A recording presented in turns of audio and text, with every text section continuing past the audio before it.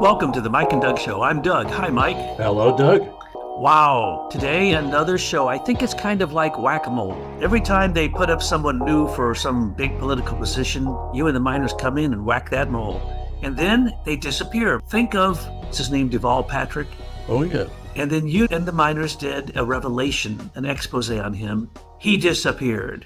Susan Rice, when we did the expo on her, both Aim for Truth and for Americans Interface, she disappeared. Now she's raising her nasty, ugly little mole head up again, and someone needs to whack it.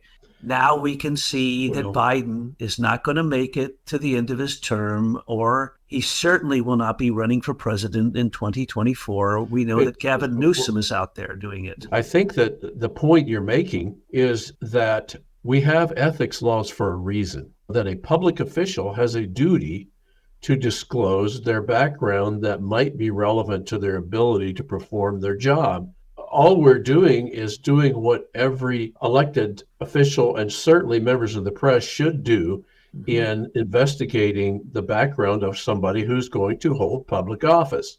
It's not just lazy. We see a criminal ignorance among our free press, the supposed keeper of openness and transparency. We see them totally failing. And so just the very act of our miners doing what should be a normal activity when you're evaluating a public official, we see is not being done across the board and around the world. The politicians aren't being vetted. Once they get selected, not elected, then they stay there. And the worse they are, the longer they stay. Go figure. How could anyone in California be supporting Adam Schiff? I don't care if you're a crazy, wild, leftist, insane Democrat. How could you support the idiocy that we see in politics? It's because they are not elected. And we've busted that so many times, and we don't see any hope. I don't see any hope for 2024 because they haven't gone to paper ballots. They can't count them. These are all electronic, digital, manipulated tallies that are basically a selection. I heard the other day that one California county has gone back to paper ballots.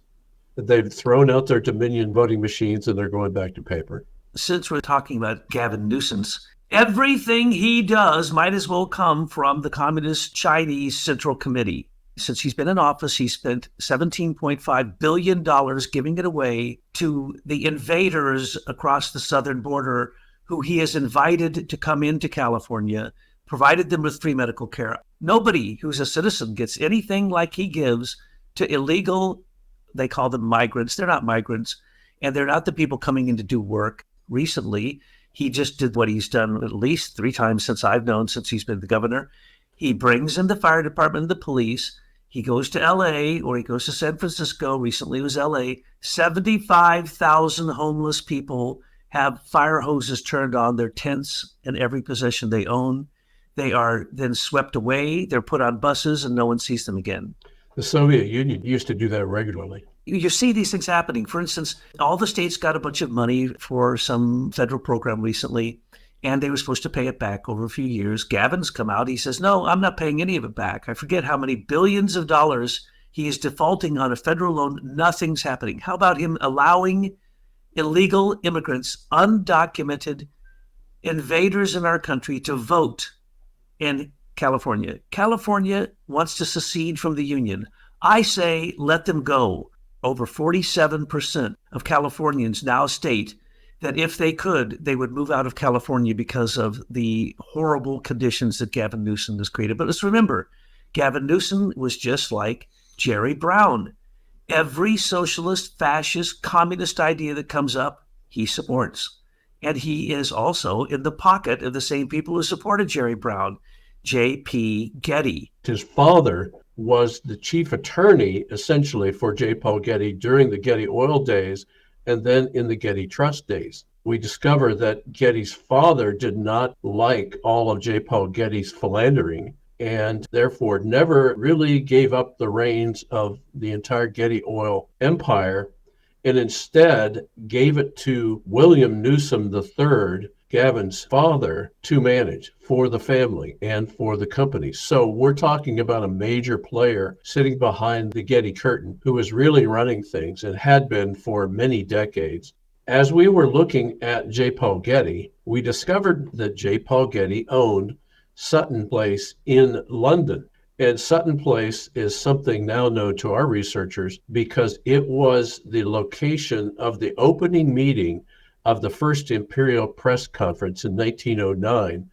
And it was such a prominent meeting that they have a picture of the event and a discussion of the event in their official record, which has been censored for the last 100 years. It was then the home of Lord Northcliffe, who was at that time the owner of the Daily Mail, the Daily Mirror, the London Times. He was a kingpin in the British newspaper business with W.T. Stead and a number of other players, and he was a founder, but he's called a co-founder of the Empire Press Union. When you say Reuters and you say Associated Press, you might as well say the Empire Press Union and the British shills who have fanned out all over the world to make sure that the messages of the English-speaking British Empire are what is read on every chyron throughout the world.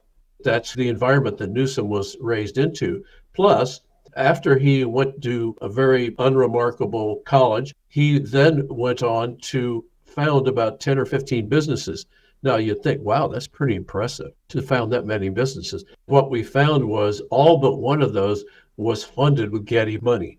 Obviously, he was placed in those companies, and he obviously sensitive about it because he says, no, I really worked hard for those companies, and I really got them off the ground, and they were all successful because of my business prowess. Now, he studied political science in college, by the way. So he started all these companies, and then magically he becomes on the board of commissioners in San Francisco. Then he becomes the mayor of San Francisco, and now he's the governor of California.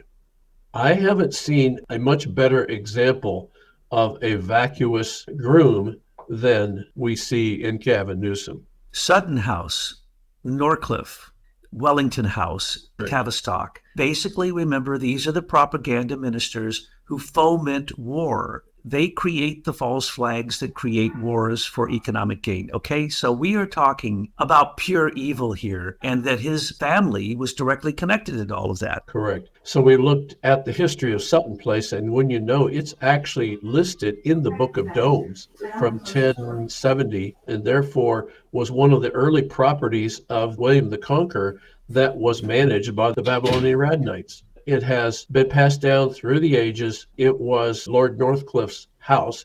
Then J. Paul Getty bought it. He made that what he called the office of his Eastern corporate empire. That would have been where Newsom's father cut his teeth on managing the Getty Empire from the UK, not from San Francisco.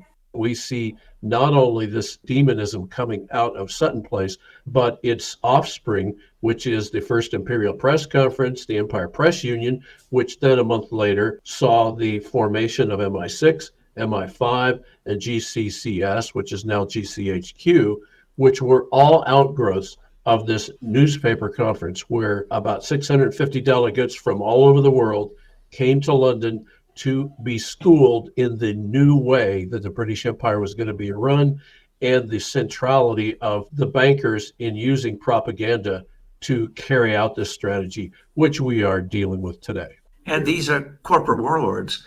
I mean, these are people who aren't British. So when I say the British, please, I'm not insulting the British people. Now, let's go back. The Empire Press Union is now called the Commonwealth Press Union. It still goes on to this day. Nobody knows about it. No one can tell you a word about the number one propaganda machine in the world that created Strategic Communications Laboratory, created Cambridge Analytica, which has interfered in our elections, created the chance for Mark Malloch Brown to say that he has manipulated elections in 17 countries, America particularly. These are not elected officials, they are crown agents.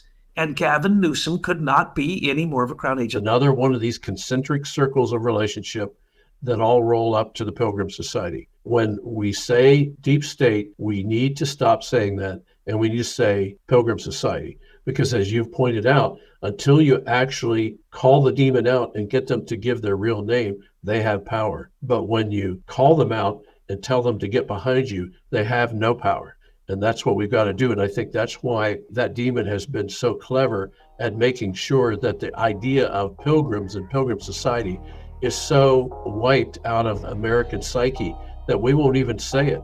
We're uncomfortable saying it, and hopefully that's changing.